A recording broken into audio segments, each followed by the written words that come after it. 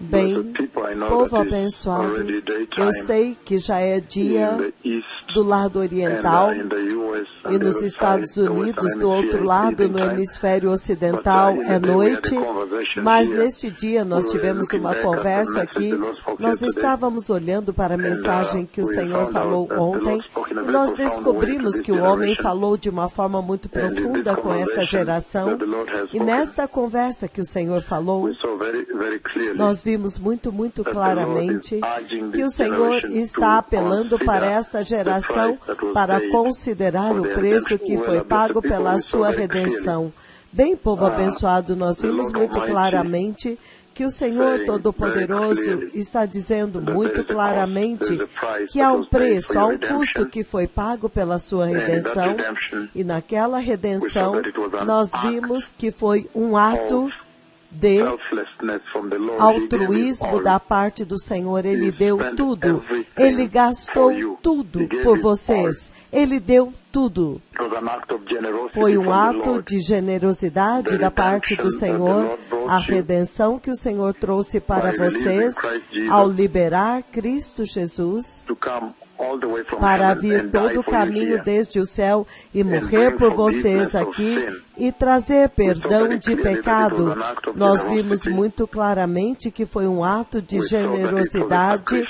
Nós vimos que foi uma oferta sacrificial do próprio Senhor, com tanta compaixão por nós, e nós vimos que Ele deu completamente, Ele deu o melhor que Ele pôde, tudo do céu, o maior ato misericordioso de Deus, e Ele nos cobriu totalmente. Ele lavou e removeu o pecado do homem. Ele enviou Cristo Jesus pelo seu grande e incondicional amor, que o Messias viria para redimir a humanidade. Então, Ele deu eternamente. Ele deu eternamente quando Ele levantou o seu Filho. E nós vimos ontem, quando nós vimos no livro de 1 Pedro capítulo 1, dos versículos 10 ao 21, que o Senhor estava falando a respeito da humanidade. Da humanidade, o Senhor estava pedindo para a humanidade para ter muita consideração pelo preço que Ele pagou. E você vê que a igreja também, Ele está pedindo a mesma coisa, porque ela está em apostasia. Ela caiu, ela se desviou e ignorou o custo, o preço da salvação.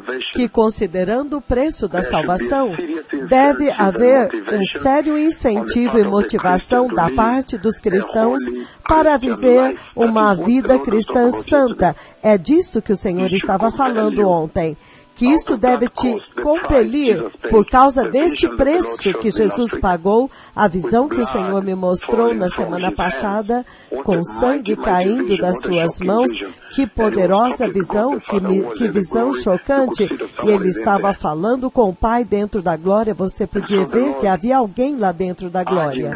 Então, o Senhor está apelando para esta geração, para ter consideração e para entender que quando você vê um preço tão alto pago pela sua redenção, isto só pode significar que o Senhor espera que você tenha responsabilidade pessoal, um senso de despertamento, uma solenidade, seriedade, responsabilidade da sua parte.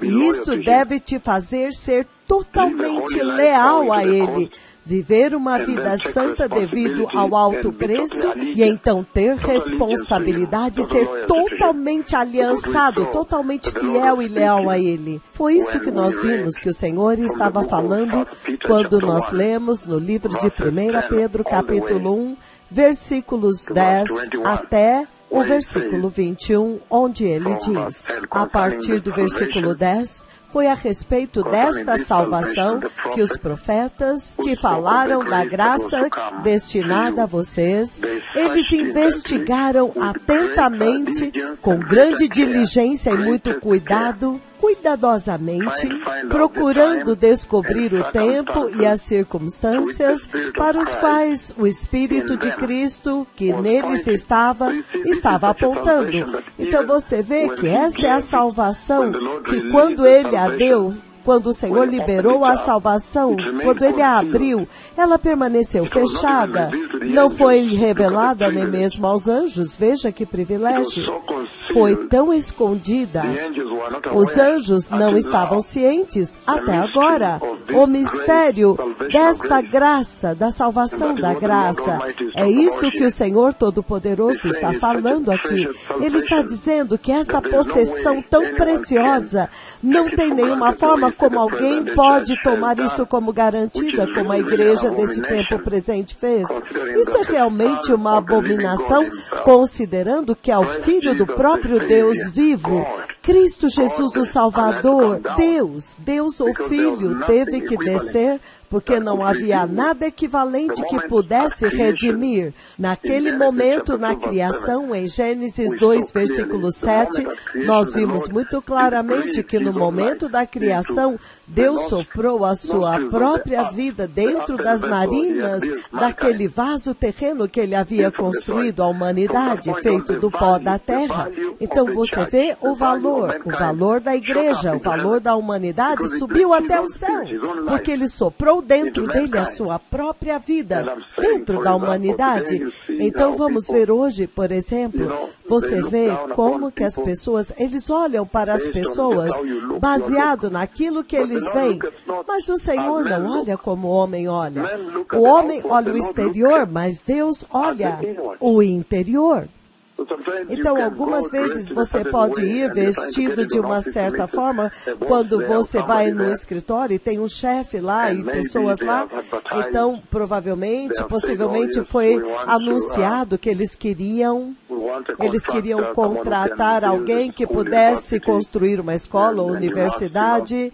Então, você tinha que ir e mostrar que a sua capacitação para fazer isso. Então, pessoas sérias vêm com as suas pastas, as suas malas, entram bem vestidos, com ternos, com seus óculos escuros, e eles então são bem recebidos, entendem? Então você descobre que talvez eles não tenham capacidade, eles nunca tinham feito isso antes. Então alguém simplesmente entra mal vestido e é chutado fora, não recebe nenhuma consideração.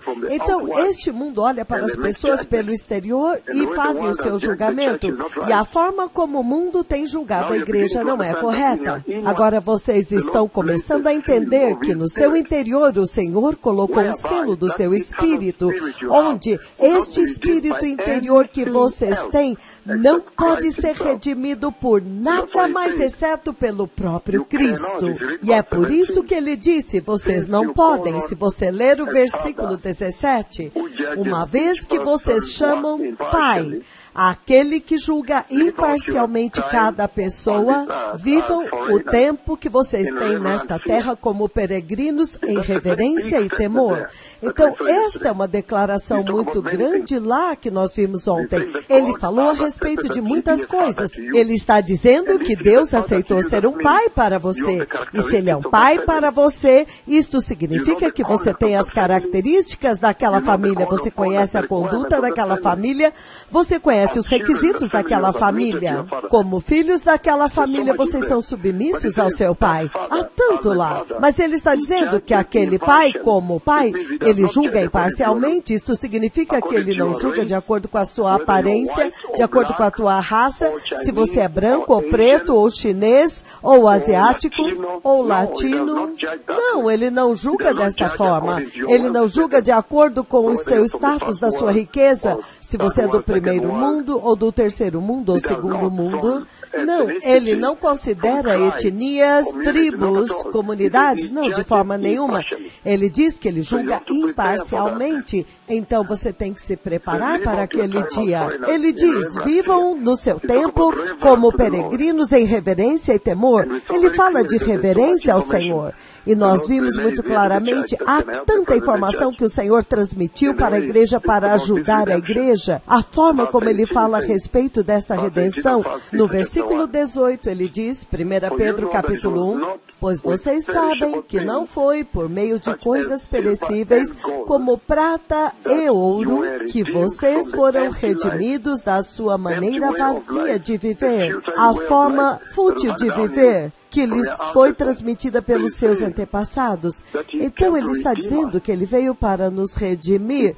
Ele pagou um preço tão enorme, mas ele não nos redimiu pelas coisas do mundo, aquilo que você chama riqueza do mundo. Isso não pode comprar a sua alma. Então por que você vende a sua alma tão barato na imoralidade sexual e procurando as mesmas coisas da terra das quais ele veio te redimir? Você vê a ironia?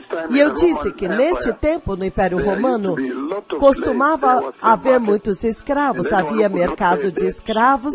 Então, se você não podia pagar a sua dívida para alguém, então você tinha que ir para a casa desta pessoa e servi-lo por algum tempo. Então, o que aconteceu é que o Senhor estava compartilhando com a igreja a respeito deste preço da redenção, o seu sangue. No livro de Mateus, Mateus 26, é onde Deus, o Filho, sentou-se com os seus discípulos e estava compartilhando com eles a respeito do cálice, da aliança, o preço, a cruz, o sangue que iria redimir a humanidade. E nós sabemos que aquele foi o tempo quando a Páscoa estava sendo observada, relembrando de como o Senhor os libertou da escravidão egípcia, usando as 10 pragas, e então o sangue do Cordeiro agora veio, hein?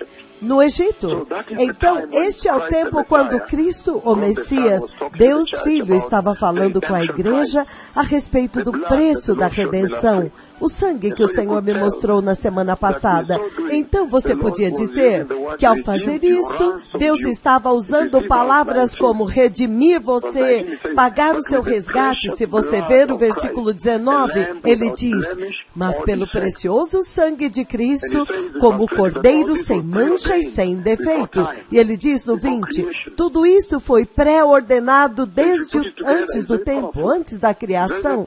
Então, se você juntar tudo isso, é muito poderoso. É muito poderoso o que o Senhor falou ontem. Ele disse, não, assim como era naquele tempo, quando os escravos eram redimidos, você ia ao mercado, você pagava o preço daquela pessoa, eles diziam o preço, e então quando você pagava o preço e levava aquela pessoa para a sua casa, e ele te servia como escravo. Mas então, o Deus Todo-Poderoso, ele viu que nós estávamos em escravidão do pecado. O diabo havia nos colocado em escravidão ao pecado. Então o Senhor enviou Jesus para pagar o preço da redenção para o Pai, não para o diabo. Lembre-se que o diabo não é pago aqui. Mas a nossa dívida é para com o Pai, porque o salário do pecado é a morte. Então, nós devemos ao Pai uma dívida por causa da queda no jardim. Então, Deus Pai enviou Cristo que nos comprou, e uma vez que você é comprado, então Ele nos deu a liberdade, Ele nos deu a salvação. Então, é disto que o Senhor está falando aqui. E nós vimos muito claramente que o Deus Todo-Poderoso, Ele está dizendo que devido ao preço da redenção, nós devemos agora estar cientes de que Deus é santo. Se você ler o versículo 13, ele diz, sede santos, porque eu sou santo. Nós lemos a partir do 10 ontem. Então, este preço da salvação deve ser uma motivação para nós vivermos uma vida santa. É isso que o Senhor está dizendo. E ele diz que Deus julga imparcialmente. Então, ele julgará nossa santidade, se você está andando em santidade, se nós estamos separados, se nós somos justos, se nós estamos vivendo como estrangeiros nesta terra, se nós temos o temor de Deus, se nós somos reverentes, assim como Ele exige nesta Escritura. Isto significa tratar o Senhor com um senso tão profundo de honra, respeito, espanto e temor, dar respeito, veneração a Ele, uma condição de reverência a Ele, pureza espiritual. Estas são as coisas que Ele disse que vai julgar imparcialmente. Santidade, dedicação a Ele, santificação, se nós somos separados. Ele diz que Ele está vindo para julgar imparcialmente. Então, naquela Escritura que nós lemos, nós vemos claramente que Ele mencionou algumas coisas. Primeiro, que há um juiz, Deus está vindo para julgar imparcialmente. Número 2, Ele diz, de acordo com a sua obra. E isso não tem nada a ver você com a justiça imputado ou com a graça que você diz e que você ouve eles dizendo que quando você vê e recebe a graça já está tudo pronto. Não, ele diz que é de acordo com a sua obra e ele fala a respeito de conduzir-se a si mesmo de maneira no temor do Senhor, conduzir-se, portanto, vamos ler novamente. A partir do versículo 17 de 1 Pedro capítulo 1, 1 Pedro 1,17, ele diz: se vocês chamam de Pai aquele que julga cada pessoa, as obras de cada pessoa imparcialmente, isso quer dizer que ele não se importa com raça, cor, nacionalidade, status de riqueza, educação, qualificação, não. Imparcialmente, ele julga cada pessoa, a obra de cada um imparcialmente. Vivam seu tempo nesta terra como peregrinos, significando separados da corrupção moral deste mundo, em temor reverente. Então, você vê que ele está exaltando o temor de Deus, mas você vê o temor do Senhor na igreja hoje? Não, de forma nenhuma. Se eles tivessem o temor de Deus, eles não estariam se vestindo em nudez, as mulheres, eles não estariam em corrupção, mentiras, pecado sexual, vivendo juntos, homem e mulher, sem casamento. E entretanto, eles dizem, nós somos líderes de adoração, somos pastores, não haveria homossexualismo na igreja. Não haveria abortos na igreja. Eles não teriam trazido direitos humanos e feminismo na igreja. Eles teriam se apegado à lei criadora de Deus, à lei de Deus. E no versículo 18 ele diz, pois vocês sabem que não foi com coisas perecíveis como prata e ouro, significando a riqueza deste mundo, que vocês foram redimidos da sua forma vazia de viver. Então você pode ver muito claramente que ele está dizendo que nem toda a riqueza do mundo seria suficiente. Nada que tem a mesma estimativa da sua alma, nada que tem o mesmo valor, que possa ser comparado para te comprar da escravidão com o mesmo valor. Nem toda a riqueza da terra pode se comparar com o valor inestimável e avaliação que Deus tem pela sua alma, pelo seu coração.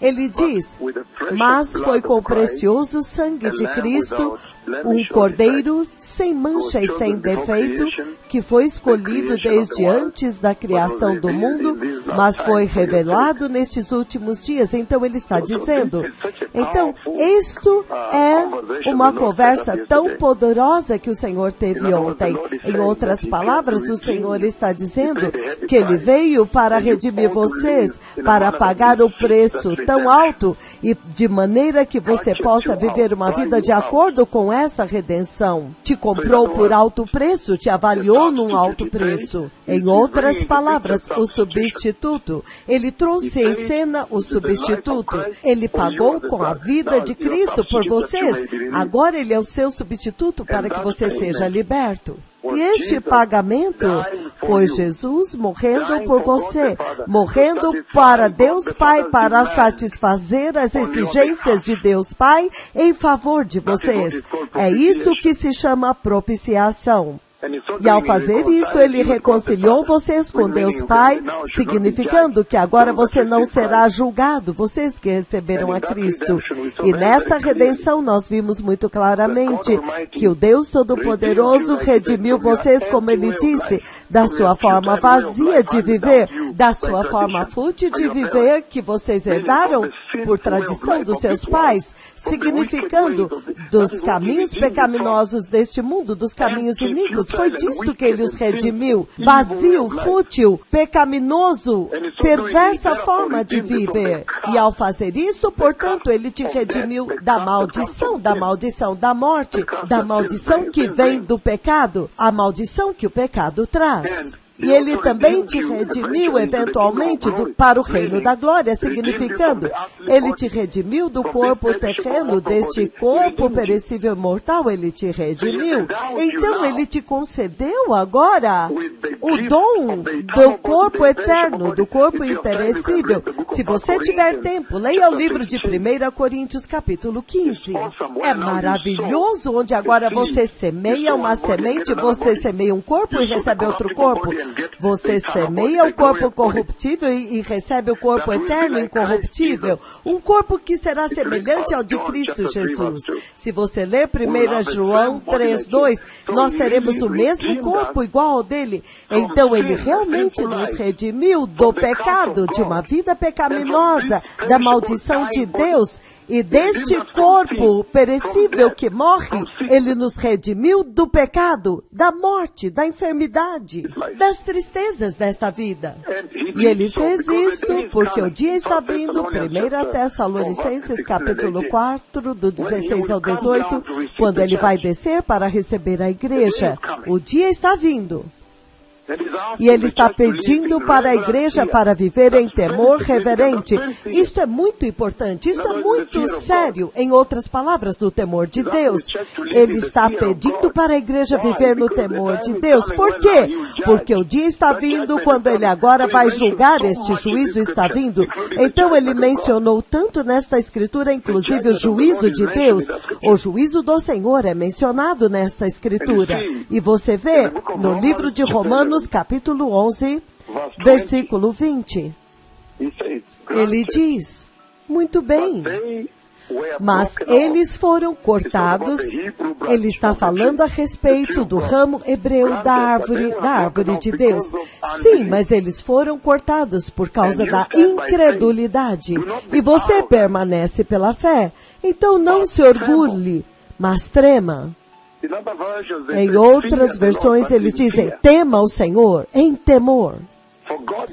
Pois se Deus não poupou os ramos naturais, falando a respeito da igreja hebreia, se ele não poupou os ramos naturais, ele também não te poupará, o Deus que fez isto.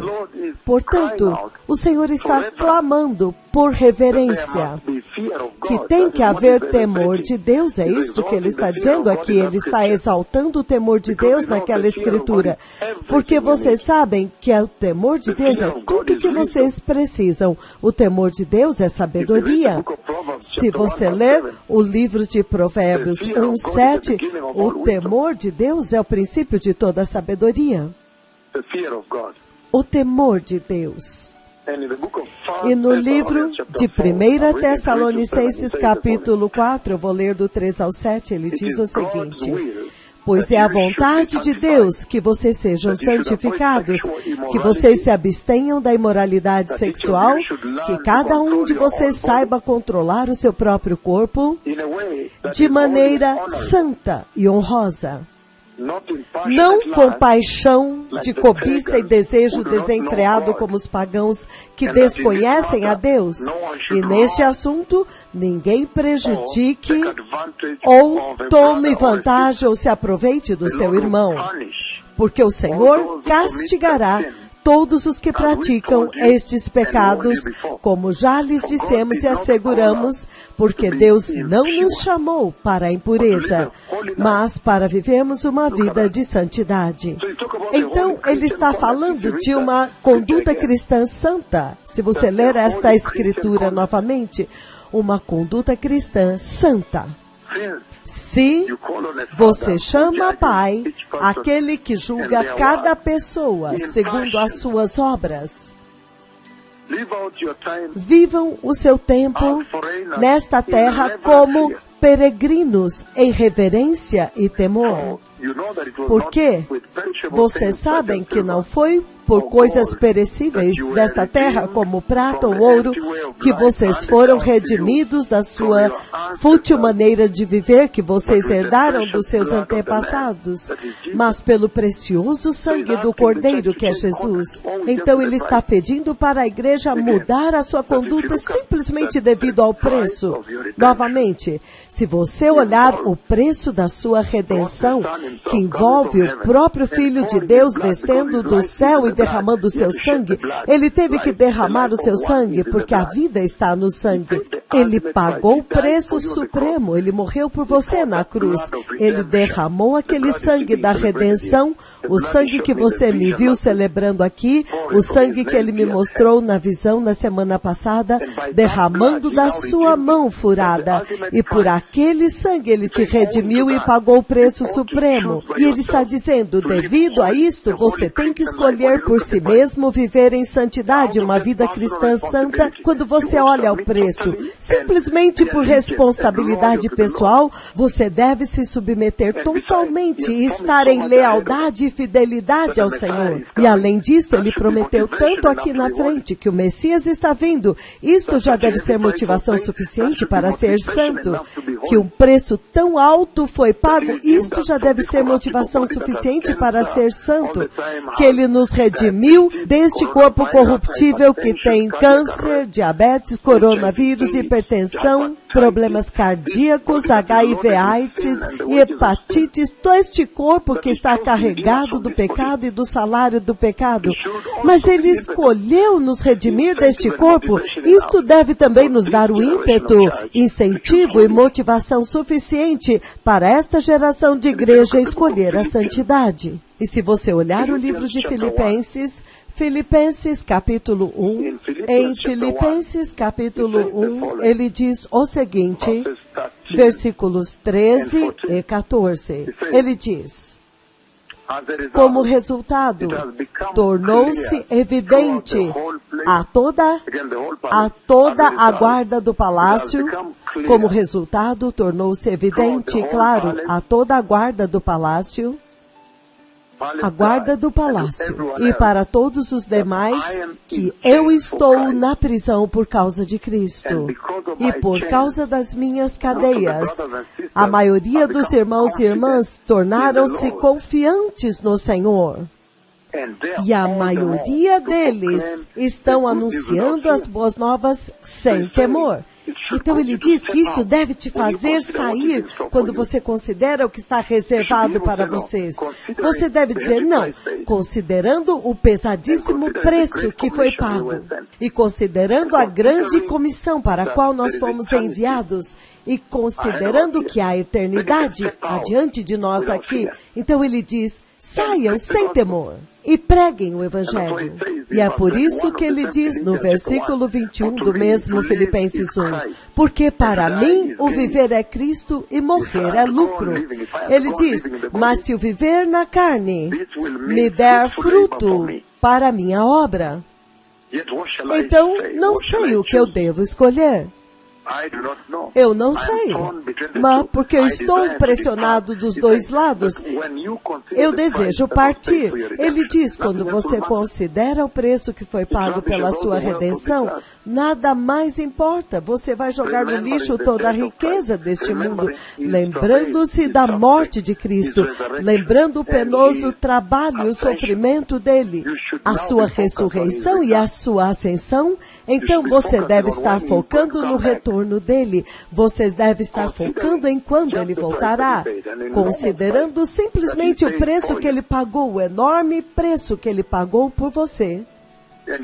E ele diz, no livro de 2 Coríntios, capítulo 5, versículo 10, todos nós temos que comparecer diante do tribunal de Cristo para que cada um receba de acordo com as obras praticadas por meio do corpo, quer sejam boas, quer sejam más. Novamente, a realidade de que você vai comparecer diante dele e ele vai te pedir contas. O que foi que você fez com a sua salvação tão cara que eu dei para você? Se você considerar que nós vamos comparecer diante dele, nós devemos ser sensíveis o suficientes para que cada pessoa busque a santidade, independentemente do que é que está sendo dito à direita e à esquerda.